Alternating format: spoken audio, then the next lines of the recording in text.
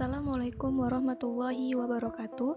Nama saya Rizka Dwi Mulyani, NIM 1986206075, Prodi Pendidikan Guru Sekolah Dasar, Dosen Pengampu Nur Hasminda MPD. Kali ini saya akan menjelaskan tentang proses inovasi pendidikan. Di antaranya, yakni pengertian proses inovasi pendidikan, faktor-faktor yang mempengaruhi proses inovasi pendidikan, dan model-model dalam proses inovasi pendidikan.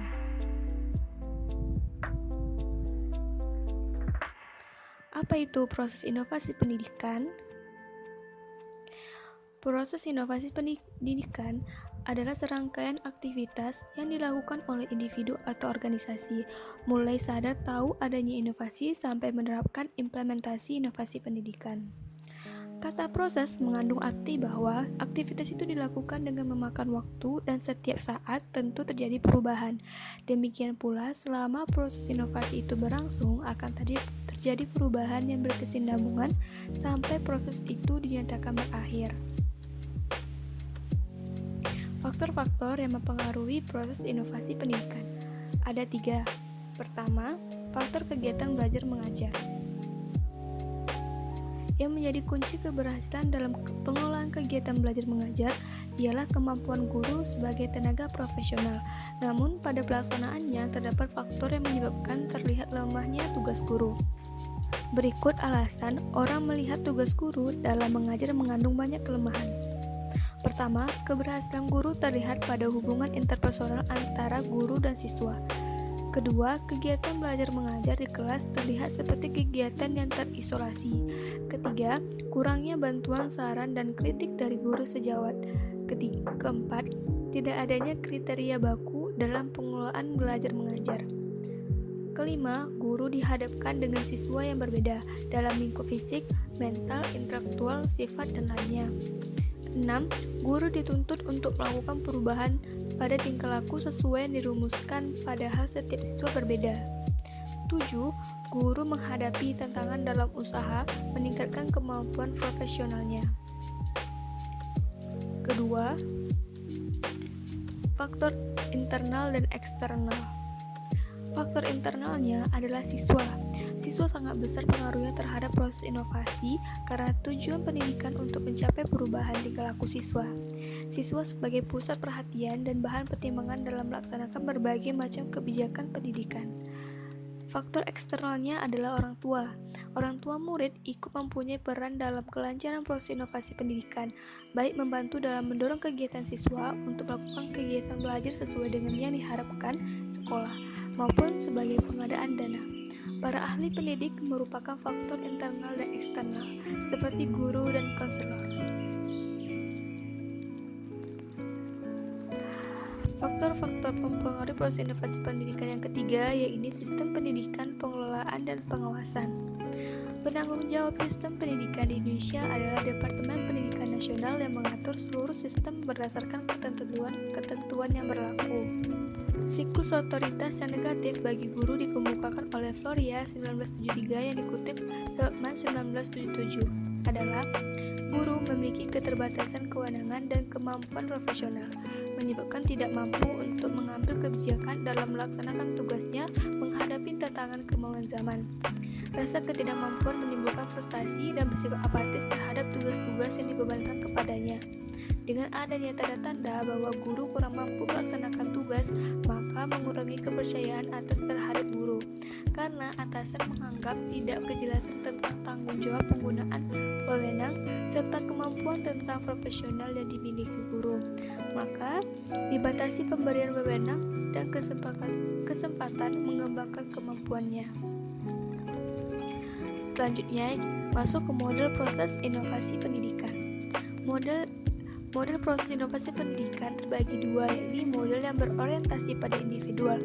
Ada menurut Levitz, Steiner 1961, Coley 1961, dan Rogers 1962. Kedua, ada model proses inovasi yang berorientasi pada organisasi menurut Zeidman, Buchan, dan Holbeck 1973.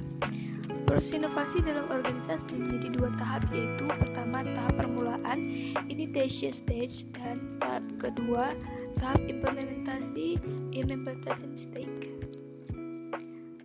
Baik, model proses inovasi pendidikan, model yang berorientasi pada individual, yakni menurut Chollet 1961, yaitu belum menyadari, memahami, mempercayai, mengambil tindakan. Menurut Roger 1962, menyadari, menaruh perhatian, menilai, mencoba, menerima, adaptation. Dan menurut yang ketiga, Levitch dan Steiner 1961, yakni menyadari, mengetahui, menyukai, memilih, mempercayai, dan membeli. Kemudian kita masuk pada model proses inovasi pada organisasi menurut Zetman, Duncan, dan Holbeck. Pertama, tahap permulaan, initiation stage. Pertama, langkah pengetahuan dan kesadaran. Jika inovasi dipandang sebagai suatu ide, kegiatan atau material yang diamati baru oleh unit adopsi, maka tahu adanya inovasi menjadi masalah yang pokok. Jika dilihat kaitannya dengan organisasi, maka adanya kesenjangan penampilan, performance gaps, mendorong untuk mencari cara-cara baru atau inovasi. Tetapi juga dapat terjadi sebaliknya karena akan adanya inovasi, maka pimpinan organisasi merasa bahwa dalam organisasinya ada sesuatu yang ketinggalan, kemudian merubah hasil yang diharapkan, maka terjadi kesenjangan penampilan.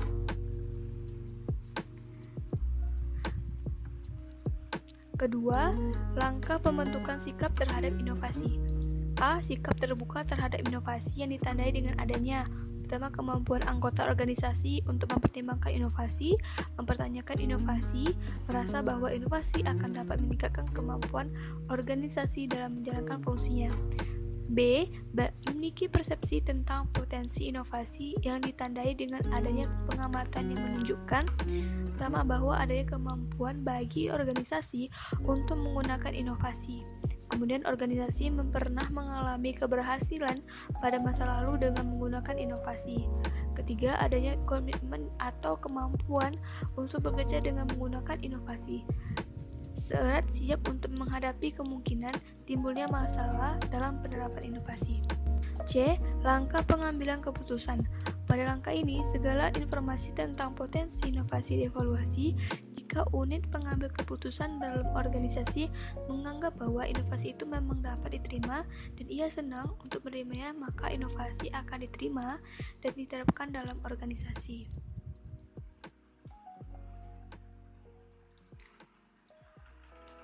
Kemudian tahap implementasi, implementation stage. Pertama, langkah awal pemulaan implementasi. Pada langkah ini, organisasi mencoba menerapkan sebagai inovasi.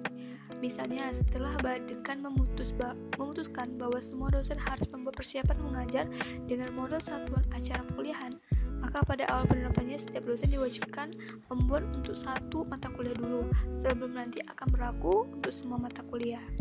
Kedua, langkah kelanjutan pembinaan penerapan inovasi.